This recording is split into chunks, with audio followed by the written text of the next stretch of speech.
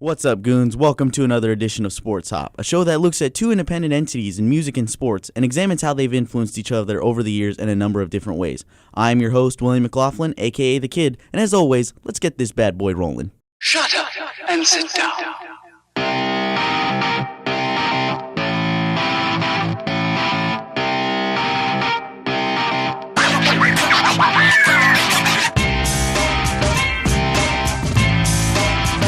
Now, up to this point, as we wind down toward the end of this first season of this series, and to all those that have been listening, whether it's just one episode, a few episodes, or every episode, thank you for that. But at this point, I've already explained what this show is all about, and I've given a number of different examples. But basically, again, I talk about how music and sports, how they've influenced each other throughout time itself and their effect on society and culture, and how people may have missed it or kind of just passed it by and not really paid too much attention to it. But the rich history behind sports and music all their own is great, but together they have just created so many great memories, a number of different categories, things I've talked about throughout this series. But this episode 9, is going to be one that kind of dives into an area that intertwines the two in two separate ways, but also has an influence on each other in a common way of how the flow is. And what it is it's the art of smack talking, or trash talking as some people call it. Now, in sports and in music, they vary differently. In music, it's more called dissing or a diss track, whether it's in hip-hop, rock, and kind of non-traditional music, maybe even in country, where you're kind of getting over somebody, a revenge song in a type of sense. But for the most part, in the realm of music, it's not so much trash talking. It's more of like when you diss somebody, or you're just throwing some rhymes at them and trying to, just get under their skin and just irritate them in any way possible. In basketball, football, baseball, hockey, any sport, it's trash talking, it's smack talking, and it's part of the game. I mean, even as fans, we trash talk each other all the time. I have a brother who is a big Dallas Cowboys fan. I'm a huge New York Giants fan, and we talk so much trash to each other. Like, every time he gets on me about the Giants, not doing well, which they haven't in the last couple of years, I always look at him like, dude, Dez dropped it. Get over it. I don't care what the NFL says. Dez dropped it. He dropped it. And then the Cowboys dropped him. But that gives you an idea of how these two are very similar in a sense, but the way they go about them is kind of, they are different in the sense of how it's done by the players and how it's done by the musicians. In music, when you have diss tracks, there's really no boundaries.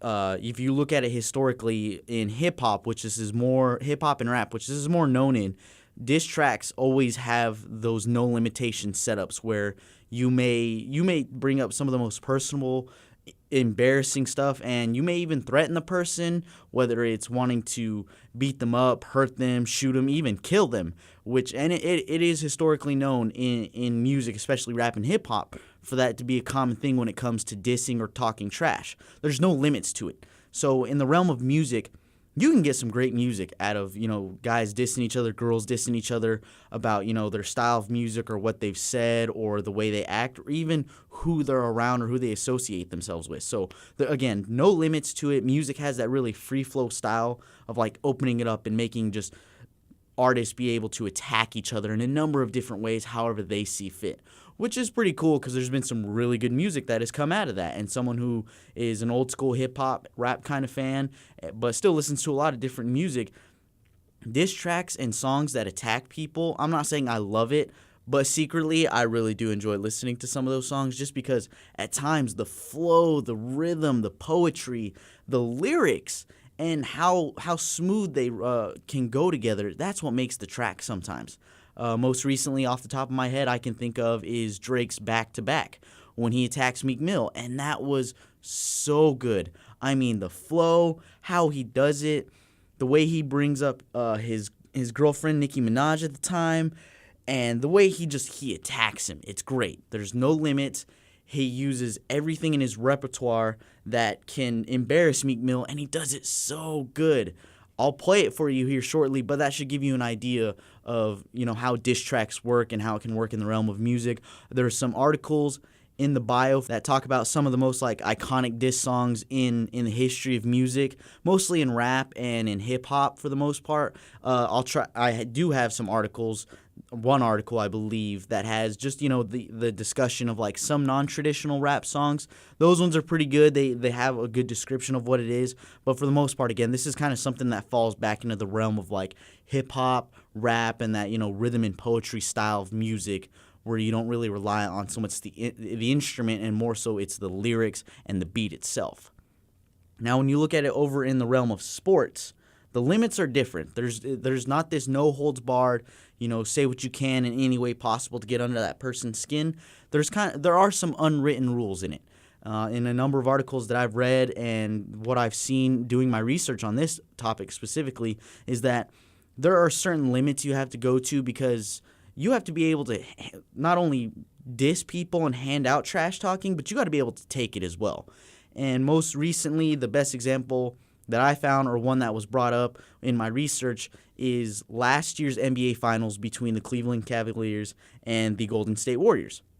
Cleveland's down 3-1, and Draymond Green in Game 4 was talking some trash to LeBron James, and supposedly what LeBron James says is that he was called the B word. Now, that may be true. There's some limits to it and everything, but at the same time, Steph Curry in a post-game interview says that, you have to be able to not only hand out trash talking, but you got to be able to take it. But there are limits. You don't really necessarily attack a person's family. You don't say anything about like their wife, their kids, brothers, sisters, whatever it is. I mean, if it gets to that point, you two might as well just start fighting at that point. But yeah, there are limits, and it's just a game. Granted, for these guys, whether it's professional basketball, football, hockey, anything, that's their living, so it's going to mean something a little bit more to them, or more than maybe a college athlete or a high school athlete, because there's no guarantee that they'll ever get to go past that barrier if they get that far. So in the professional level, there are those limits, because at the end of the day, it is just a game. Yes, it is what they make their living off of, but you can't be doing that, because then you just put yourself in a bad spotlight from a journalistic standpoint, someone who works in the media. That's just never a good thing. I mean, unless it's something you can own up to and really hone that craft and be that kind of person, yeah, more power to you. Do all that. Be the most hated player in your organization or in your league if need be. But when you look at the history of trash talking and smack talking, it's always based around those limits, that you don't really personally attack the person or say something bad about the person you're smack talking to or trash talking to. It's more so you try to attack their game, or like what their professionalism was about, and you try to stoop down or stump them down and make them feel less than a man, less than a woman in the realm of the sport. But again, you don't attack them personally. So that was pretty interesting and kind of something I already knew, but reading more and more about it, it's great to see how these athletes, although they may talk a lot of crap to each other, or they may be saying things to get under a player's skin throughout points in a season, a career, or even just in a game, they come back and they still kind of have that respect for each other. Now, that's not always true. There are some players who probably just absolutely hate each other and don't want to be around each other, but they're going to compete against each other. And from a fan standpoint, that is awesome, because when you're watching that, you want that intensity. I mean, again, these guys and gals are doing this for a living in whatever their sport is. So if they're not taking it seriously, then I don't want to watch it. I mean, I'm not going to enjoy that. Sports is something that can bring a lot of people together, but that adrenaline you get from talking crap, like when your team wins a big rivalry game and you can go to your friends, your siblings, or significant others and just like put it in their face, I'll be honest, I kind of live for that every now and then. And for someone who works in sports, it's always fun when you see people trash talking each other. Now, if it gets to the point where, again, it's personal attacks, I'm just not going to deal with that, because then it's not really trash talking. At that point, you're just being an a-hole, and nobody likes an a-hole. And when you're watching the game itself, back to that point, again, it adds to it. It adds to that environment. It's so much fun. And if you look at, like, one sport in general, hockey, they have that rule at the professional level where they can throw hands at each other and get after it until somebody goes to the ground. But at the end of the day, when it's all said and done, if their team wins or loses, they're not still trying to fight each other. The focus still goes back to the game. But that kind of trash talking where it can potentially lead to a fight in hockey specifically, that adds to it. That makes hockey great. That's one of the greatest things about hockey is that if you are having some problems with somebody in a game and you can justify throwing hands before getting sent into the box, go for it. Absolutely go for it. Now, historically, there are some of the best trash talkers in sports history that, we all may have our own specific ones that we look up to, or ones that not even so much look at to, but just know because how good they were at trash talking. In doing my research, I found a few articles that talked about, who their favorite trash talkers were or who they thought their top 25 trash talkers were. And, for me, looking at it historically, there have been some great names in these lists, and it was hard to really decide which ones were like good smack talkers or my favorite smack talkers. But when I looked at the list, they were ones where you're just like, all right, yeah, I get it. Like, if this is top 20, top 25, like, I get it. I totally am game with these guys. But at the same time, there are some that just absolutely stand up there and hold themselves kind of in a Mount Rushmore of sense of smack talkers and people who can just hand out trash talking like it's nothing, like it's second nature. They're probably better at doing that than they are at being a nice person.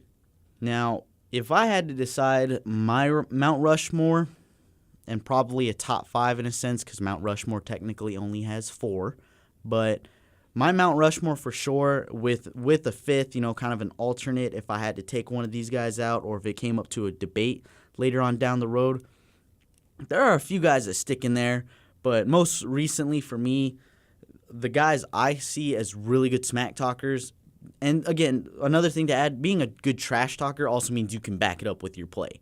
So these can't just be like some dude who's never playing or some girl who's never seen action in the rink, on the floor, on the field, whatever it is. It can't be a bench warmer, basically. And no offense to those people, but if you're someone who's going to be known as a great trash talker, you got to be able to play too. Like, you got to be able to ball out, plain and simple. But for me, my Mount Rushmore it's somewhat of a combination of different players from different sports. But right off the top of my head, the one person I'd have to add is A.J. Przinsky, who's a catcher in the MLB. Now, those of you that probably don't follow baseball or know baseball that well, you probably think like, well, it's baseball. There's not enough action. There's not enough going on for him or for this to qualify. That doesn't count. Your opinion on that is wrong. Whatever. But A.J. Przinsky, he's a catcher, so he is someone who is trash talking his opponents when he's behind the plate, and the umps may not agree with it at times, and they may tell him like, you need to cut it out. But in most recent polls and from the research I was doing, I knew his name was going to come up because the guy is considered one of the most hated players in Major League Baseball. Now, playing in front of the umpire, the catcher, his mouth has been the cause of him getting ejected from some games and getting tossed, but the man can hold his own. I mean, when you hear him start talking smack to people, he has no fear sometimes. And it's great because, again, in baseball, some people may argue, well, there's not a lot of action. How is he even on this list, or how would you even consider him one of the best ones? But, again, the guy was hated or voted as the meanest man in the majors by his peers, and he's considered one of the most hated players because the dude likes to talk a lot. But he's also a really good catcher. And he's been with teams like the Boston Red Sox. He's been with the Chicago Cubs. So the guy knows how to play. He is the one that, he's like the Energizer Bunny on crack when it comes to baseball. The dude just gets after it, and I love it. So I would put him in my Mount Rushmore. Now, my next person on my Mount Rushmore of best trash talkers, and I consider them smack talkers just because it just sounds cooler, but for me, the next person has to be arguably one of the greatest cornerbacks of all time. He was a two-sport athlete professionally in baseball and in football, and some of you probably already know who I'm talking about, but it is primetime himself, Deion Sanders. That man, to this day still, working in the NFL Network, still talks trash to current players, and he backs it up with his accolades and his history. The dude's a Hall of Famer. He's a Super Bowl winning quarterback. He played professional baseball, and he embodies the idea of talking smack and talking trash to athletes, and it's great. And the reason he's so good at it is because he has that type of attitude, that repertoire that he brings to his game, and it works, and it gets under players' skin. And you got to figure, this guy played corner in the NFL. Now, he admits he's not one of the best tacklers ever, and that is very true. But when it came to being a lockdown corner and having to guard some of the best in the game, the man was one of the best to do it. He was a lockdown corner. Like everybody talks about Revis Island, Sanders had his own island before Revis even thought about, acquiring land. Like that's how good Deion Sanders was. And he played for one of the most hated franchises in the NFL. Everybody calls them America's team in the Dallas Cowboys, but they're still considered one of the hated teams in the NFL. And he was on that team and won a Super Bowl. And he talks about it all the time. And when you see him on NFL Network, if you're someone who likes to follow professional football, he'll still call out athletes in today's game. And when it comes to like great receivers or great offensive players, he'll even look at them sometimes on air when talking to them, whether it's an in-person interview or something that's being done over a video call or a phone call. He will say it to their faces sometimes that he could take them. And that's what makes him such a great smack talker, because even after his playing days, he still holds it down and he can still hang with some of the best when it comes to verbal back and forth banter. And that's why I'd put him on my Mount Rushmore, because not only in not retirement, but like being away from the game and being in a chair working from a media standpoint, the man still holds it and he's still good at it. And he lets these young guns know that, I'm Deion Sanders, I'm still prime time and you're going to learn today. And he shows it, and it's great. I'll play. Here's a quick example of some of his smack talking and why he is so good at it. Every time we have a moment to get better, we must maximize the moment. See, me, you could call it cocky, you could call it arrogant, you could call it what you want. But when I walk through this complex, I expect to see a whole lot of me. I expect that because what I put in. You could go into the room right now and close your eyes from 85 to 88 and reach into any film you want and grab it. And I guarantee you, when you play it, you're going to say, boy, look at him. Because I ain't cutting no deals. You could be my homie, but when we got on that practice field, I was going to try to embarrass you. You could be my boy, but when I got on that practice field, I wasn't cutting no deals. Because just in case your mama was up there, just in case one of my girls was up there, just in case my mama was watching, that was the expectation. And I came here to be great. See, you came here, some of you came here for this, some of you came here for that, some of you still trying to find yourself, but I came here to be the best ever and to retire my mama for the rest of her life. You got one of the baddest boys coming out in the draft. If he ain't a model to this university, I don't know what. And some of you got the audacity to think you just that nice. Some of you might be. So if he can do it, you can too. Who's next?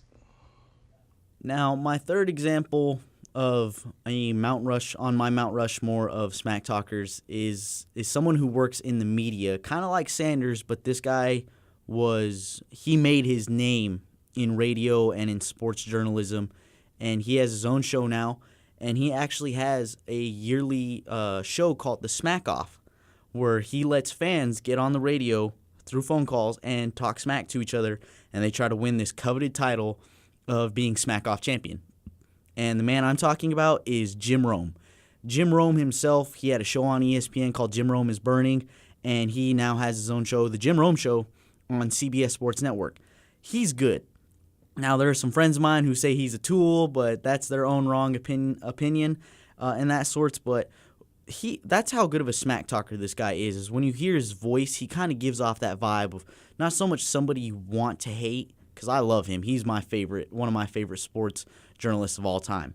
But when you hear him talk and you hear him diss people and start trash talking athletes, organizations, or even a regular person who calls into a show and says something completely stupid, like, he's good at it. And when you hear his voice, there's some people like, yeah, he's one of those guys you love to hate, and he can be a good bad guy.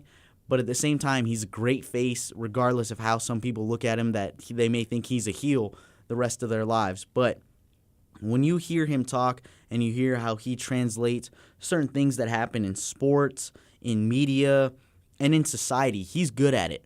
I mean, the man is considered one of the best journalists in sports media, probably historically. I mean, I'd have him in my top 5.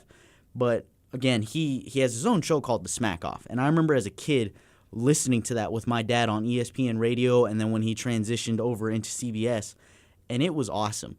I think I learned a lot of my sarcasm and probably things I should not have said to people at a young age from that show. But that's how good it was. I mean, I can still remember some of those banters, which I'm not going to say on here because I don't want to get in trouble, but they were good. I'll play an example of here real quick. Yo, Rome, I know there's a moratorium on fat takes. Fat? Yeah, right. Somebody's about to get banned. All right, and I would save them the trouble, but no. The show's going to be better when I lose this loser. Yo, Rome, I know there's a moratorium on fat takes, but I just got to keep it real here. And I know I'm probably going to get blocked, but I think it needs to be said, and you need to hear it, Rome. Damn, Charlie Weiss is fat. Fat? And it's not just that he's fat, it's Fat? a bad fat. Fat? It's, you know what? I'm not even going to finish that. Block! Arthur in Norco, you're an idiot. Straight up. And far be it from me ever, ever, ever to call a listener an idiot. Arthur, you're an idiot. Okay, now with that, so that gives you an example of, the guy, again, he has a great history in sports media, but did not play at the professional level. But he knows his stuff, and he's a great smack talker. He's one of the best. And when you listen to his show, the Jim Rome Show, he and his older show, Jim Rome is Burning, when he was on ESPN, it was great. And he still continues to dominate the game when it comes to radio broadcasting, and his show is one of the ones I love listening to and watching whenever I get the chance.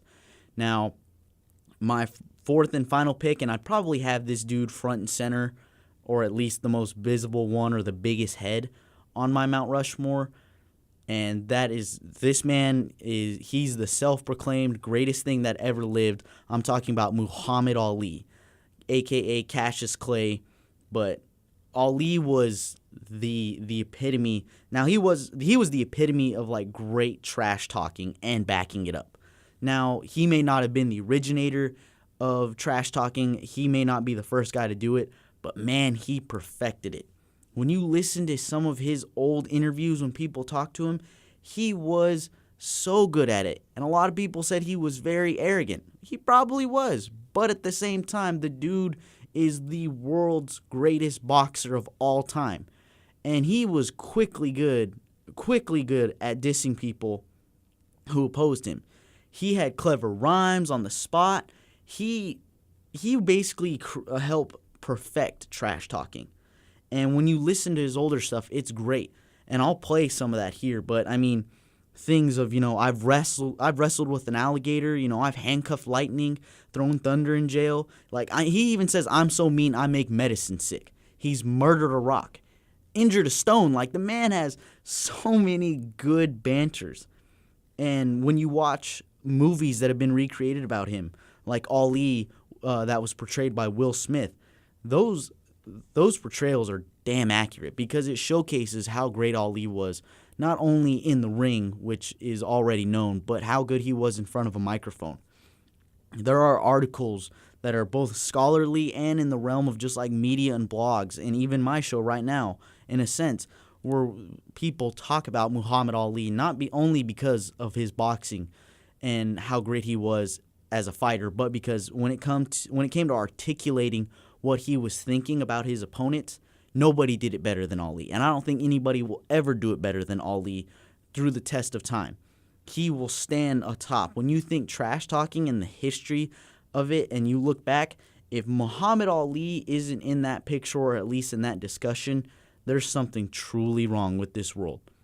But he was good at it. So I'll play one example right quick of Muhammad Ali showcasing why he, in my mind, is the greatest trash talker ever. Who knocks out everybody and no one can whoop him. That's when that little Cassius Clay from Louisville, Kentucky came up and stopped Sonny Liston, the man who annihilated Floyd Patterson twice. He was going to kill me. But he hit harder than George. His reach was longer than George. He was a better boxer than George. And I'm better now than I was when you saw that 22-year-old undeveloped kid running from Sonny Liston. I'm experienced now, professional. Jaw's been broke, been lost, knocked down a couple times. Bad. Been chopping trees. I done something new for this fight. I done wrestled with an alligator. That's right. I have wrestled with an alligator. I done tussled with a whale. I done handcuffed lightning, throw thunder in jail. That's bad. Only last week, I murdered a rock, injured a stone, hospitalized a brick. I'm so mean, I make medicine sick. Man, dude. Bad. Ain't no doubt. Fast. Last night, I cut the light off my bedroom, hit the switch, was in the bed before the room was dark. Incredible. Fast. Incredible. And you, George Foreman, all of you chumps are gonna bow when I whoop him. All of you. I know you got him. I know you got him picked, but the man's in trouble. I'm gonna show you how great I am. I'll be honest, every time I hear something from Ali when he's talking trash, I get chills because he's just so good at it. And when you listen to it, you can hear the articulation, the flow, and how good he was at it. And it's awesome. I love it. I will continue to love it.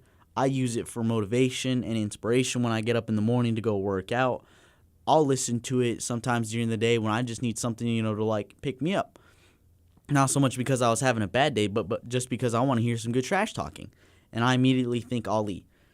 Now, there are a number of other different athletes you could put in your Mount Rushmore, but I feel like these four, in my mind, all hit a different basis of how they do it. They come from different backgrounds, and it works. And that's why I'd put them in my Mount Rushmore. If I had to choose an alternate, off the top of my head, I would say this isn't an athlete, but somebody who was really good at just talking trash and being a great diss artist more musically, it would be Ice Cube. Ice Cube is considered one of the greatest rappers of all time. He was part of one of the best rap groups in NWA, and he has some really great songs historically that are hits and will stand the test of time. But he has some music when he was beefing with NWA that was so good. I'm not going to play it on here because it's pretty aggressive, but if you get a chance, click in the link, listen to No Vaseline by Ice Cube. That song, when he was beefing with NWA, just shows you how good of a diss artist he was and how great he was at writing diss tracks. And historically, he's got a lot of good music. Again, he's one of my favorite rappers of all time, and again, comes from one of the best rap groups ever in NWA. But there you have it. Another short episode, but this one, again, kind of discussing two very different things in how sports smack talking and musical diss tracking, they kind of have different limitations to them, obviously, with, music not really having any limitations and you can just, like, attack people. Whereas, sports, regardless of what it is, there are kind of those boundaries that they're set because, again, it is just a game. Even though it is these athletes' livelihood at the professional level, it still comes down to that it's just a game at the end of the day. So they're two very different things. But when you look at it, the way they're formed, the way they're articulated, they're only good based on how well the person can back it up. And that's why I feel like when you look at them, they've had some influence on each other. These are kind of more separate in a sense. But when you're thinking of, talking trash with people, and you may bring it up in conversation with your friends or people you like being around or coworkers, siblings, whatever it is. But when you start getting into the realm of trash talking, you may shift over to music and you may think of historically great diss tracks or artists that have just been known to, attack other artists and have been able to hold it up. But that's kind of the idea of how these two are able to connect so well is because, like I said, they're two independent entities all their own, but the way when you look at them, they're pretty much the same in those sense, especially when it comes to trash talking and, diss tracks. But that's pretty much how it is, and that's going to wrap it up here for me, Goons. Till next time, peace out.